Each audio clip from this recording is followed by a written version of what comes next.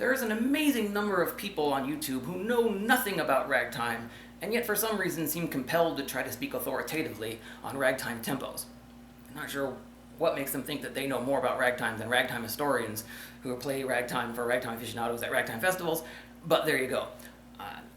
I think they get their misconceptions, A, because they've only ever heard Joshua Refkin's reimaginings of ragtime, which Refkin himself will tell you was not meant to be authentic, and they've never heard any original recordings from the ragtime era. They've never listened to piano rolls. They've never looked at sheet music beyond Scott Joplin. But even Joplin rags are not necessarily slow. People get the misconceptions because they see slow march tempo or not fast, or Joplin's remark, "It is never right to play ragtime fast," and they think that that means that it should be played slowly. But not fast does not equal slow, and slow march tempo is not slow tempo. There's the word march in there. You have to be able to march to it. Let's take a look at what not fast means.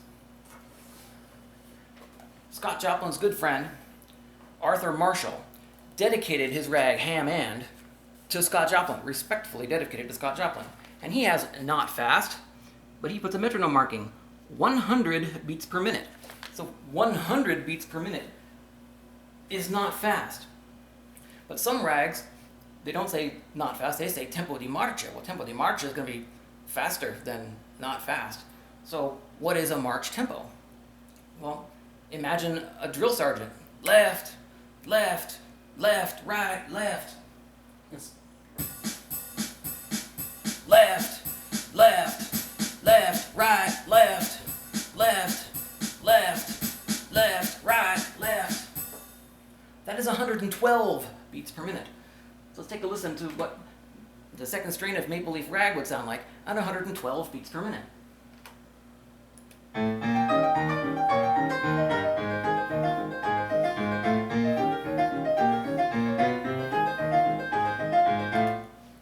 So that is tempo di marcia, that is march tempo. Some people think that that's ridiculously fast. Oh my God, it shouldn't be more than 76 beats per minute. 76 beats per minute is Andante. That's a walking tempo. You're not marching anymore at that pace. And well, other people would say, well, marches were slower in Joplin's time. Well, let's see. The definitive march in 2/4 time, same as Maple Leaf Rag, would be the Stars and Stripes Forever. I think most people would agree. And the definitive performance, the definitive group to perform the Stars and Stripes Forever would have to be John Philip Sousa's own band. They recorded it in 1897. Let's have a listen.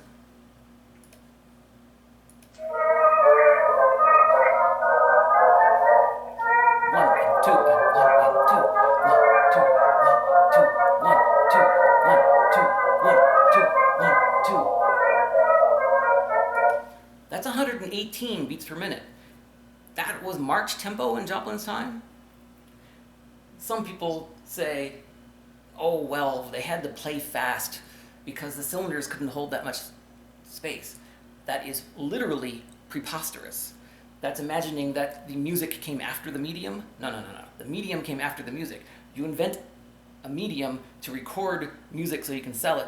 You're going to invent it so it can have enough space to record the kind of music that you want to record. In fact, once longer recording medium came out, discs, John Philip Sousa's band recorded it again. This is 1917.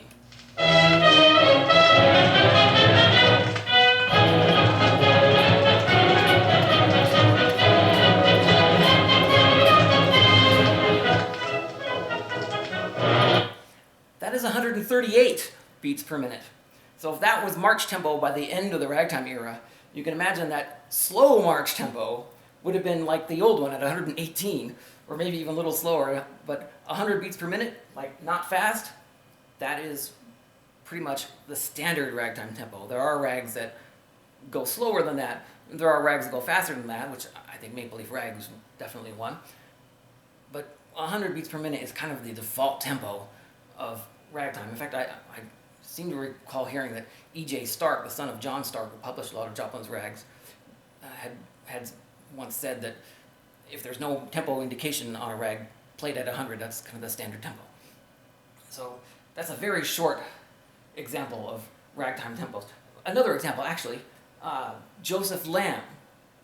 His first rag, Sensation, was published because he played it for Scott Joplin and Joplin's friends at Joplin's house. And one of Joplin's friends said that was a real colored rag. It was very authentic sounding. And so Joplin arranged to have it published. Well, here's Joseph Lamb, toward the end of his life, playing that Sensation rag that Scott Joplin liked so much.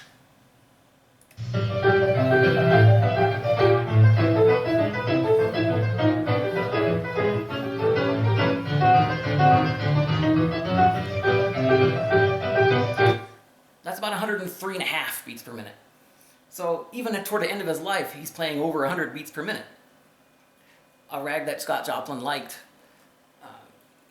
You can even look at the score of Treemonisha, or even the song version. We're all going around. I think it was like 96 or 94 is the tempo that Joplin indicates. There's just so much evidence supporting not only just recordings of the way people played ragtime during the ragtime era.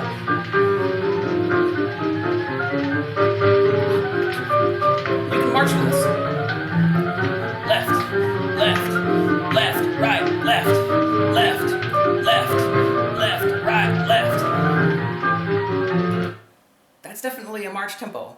I've had people say that you can't possibly march to that tempo. Seriously? That's the tempo that all soldiers march at, pretty much. Even today and back in that day. So this is just, like I say, a very short example of the tempos of ragtime. Dick Zimmerman did a 45-minute seminar on it once, but so here are some examples showing real world,